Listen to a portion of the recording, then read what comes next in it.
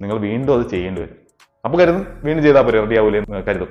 വീണ്ടും ചെയ്താൽ റെഡി ആവും. പക്ഷെ വീണ്ടും ചെയ്യുമ്പോൾ വേറൊരു പ്രശ്നമുണ്ട്. ഐബ്രോ ടാറ്റൂസ് ചെയ്യുമ്പോൾ ഓരോ മുടി ഇഴകൾ വരച്ചെടുക്കുകയാണ് ചെയ്യുന്നത്. അപ്പോൾ ഓരോ മുടികൾക്കും ഇടയിൽ ഒരു ഗ്യാപ്പ് ഇട്ടേക്കും.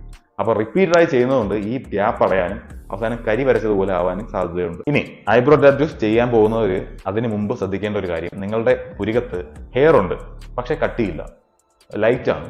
ഇങ്ങനെയുള്ളവർ മാത്രമേ ആ ഭാഗത്ത് ഐബ്രോ ടാറ്റൂസ് ചെയ്യാവൂ. ഹെയർ ഇല്ലാത്തവർ, ഹെയർ ഒട്ടുമില്ല, ആ ഭാഗം കൂടി നീളം കൂട്ടി കളയാം, കുറച്ചുകൂടി വീതി കൂട്ടാം. ഹെയർ ഇല്ല പക്ഷെ വീതി കൂട്ടാം. അപ്പോൾ ഹെയർ ഇല്ലാത്ത ഭാഗത്ത് ഇത് വരച്ചെടുത്താൽ അത് കാണുന്നവർക്ക് വരച്ചതാണ് എന്ന് മനസ്സിലാവും. അതായത് നിങ്ങളുടെ പുരികത്തിൽ ഹെയർ ഉണ്ട്, കട്ടിയില്ല, അങ്ങനെയുള്ളവർ ആ ഹെയർ ഉള്ള ഭാഗത്തിന്റെ അടിയിൽ വരച്ചെടുക്കുക.